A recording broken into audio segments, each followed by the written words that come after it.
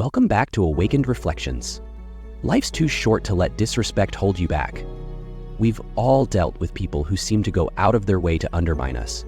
Whether it's subtle jabs, dismissive remarks, or outright hostility, the truth is, their behavior says more about them than it does about you.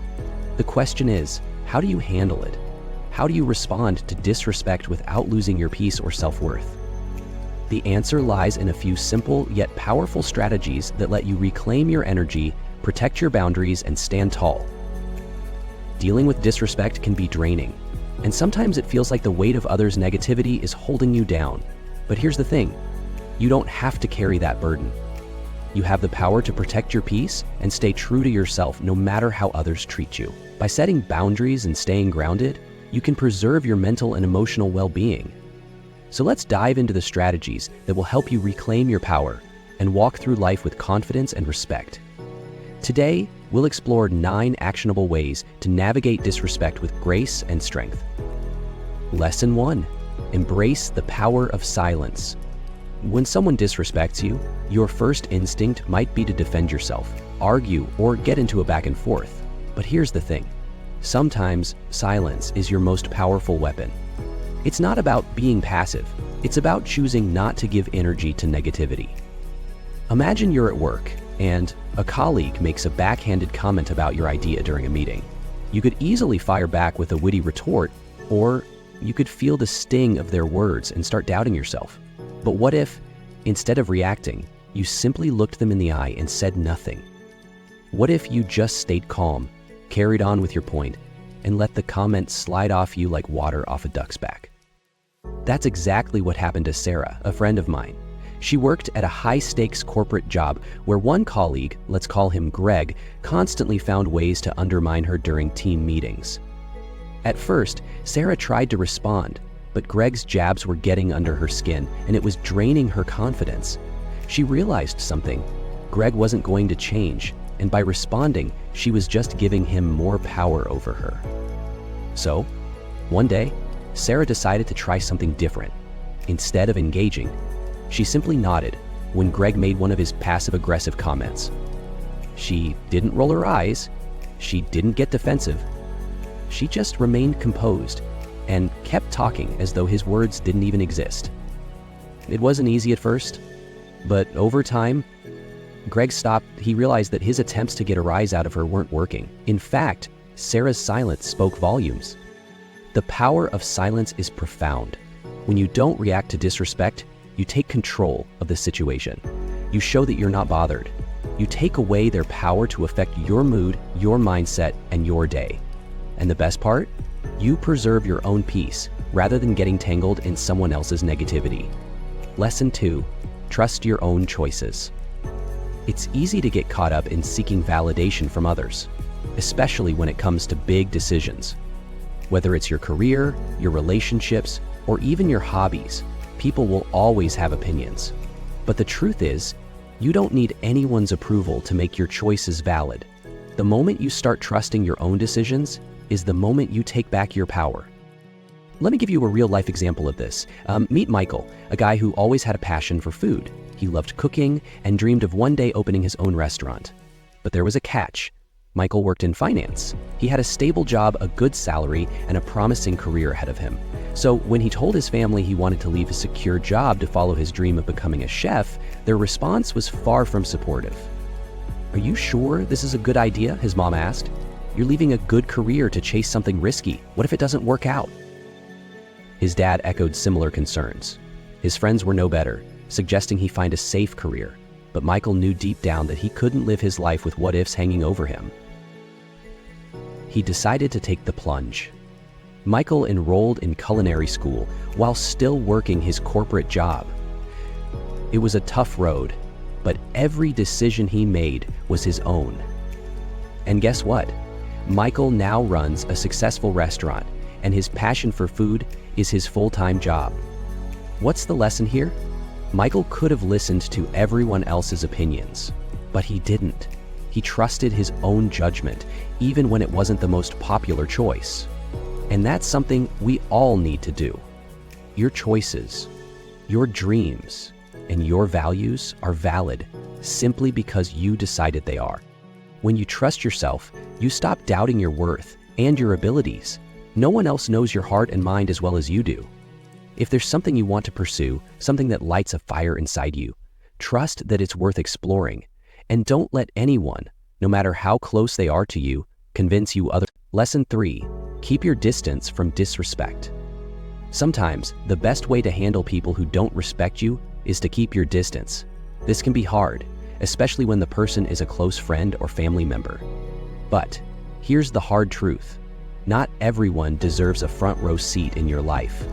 Some people will disrespect you, cross your boundaries, or try to manipulate you, and the healthiest thing you can do is step away. Let's take Emily as an example. She had a friend, Carla, who was always negative. No matter what Emily did, Carla would make snarky remarks or try to one-up her achievements.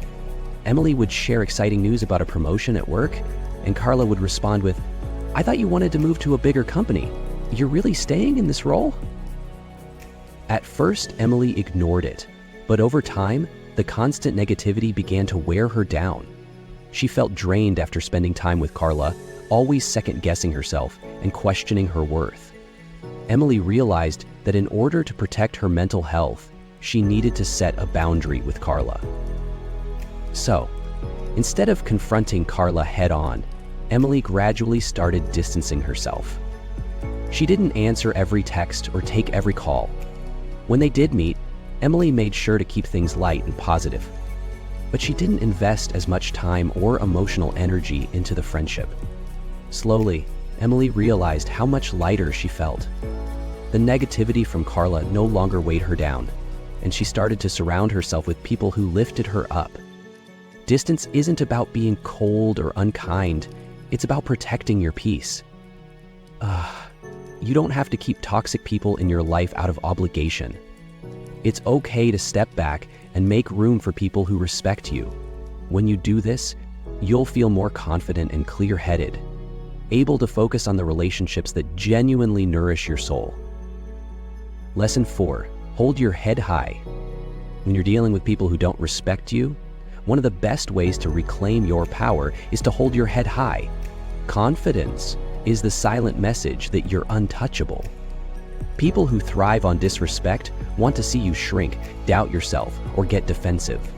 But when you stand tall, with your head held high, you send a message that their words can't affect you. A real-life example comes from Lisa, a woman who had always struggled with people putting her down.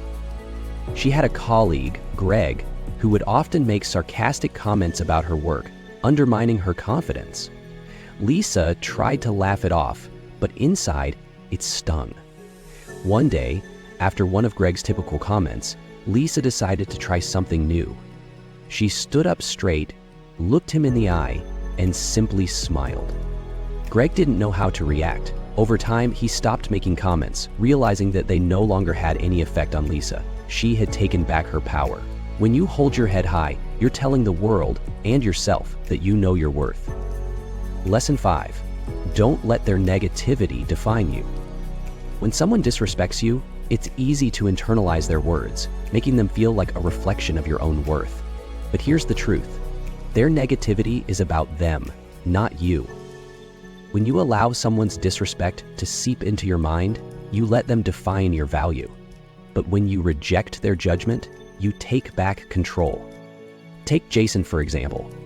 Jason was in a long-term relationship with someone who would often belittle his career choices. She would say things like, "You're not going to make it in that field.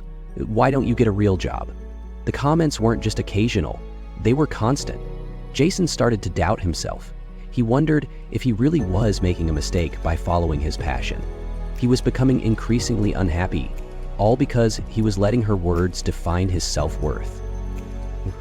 One day, Jason had an epiphany. He realized that if he kept allowing her negativity to shape how he saw himself, he would never reach his full potential. So, he decided to put up a boundary, emotionally and physically. He started reminding himself of his strengths, his achievements, and the reasons he chose this path in the first place. Jason began to distance himself from the constant negative feedback and surrounded himself with people who supported and encouraged his dreams.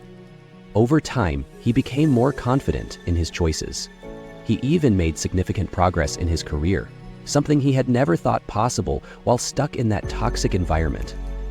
The key takeaway here? People who disrespect you often want you to question yourself. But when you stand firm in your values and trust your journey, their negativity won't have the power to shake your confidence. Lesson 6. Stop apologizing for setting boundaries. Many of us have been taught to be polite, to avoid confrontation, and to please others.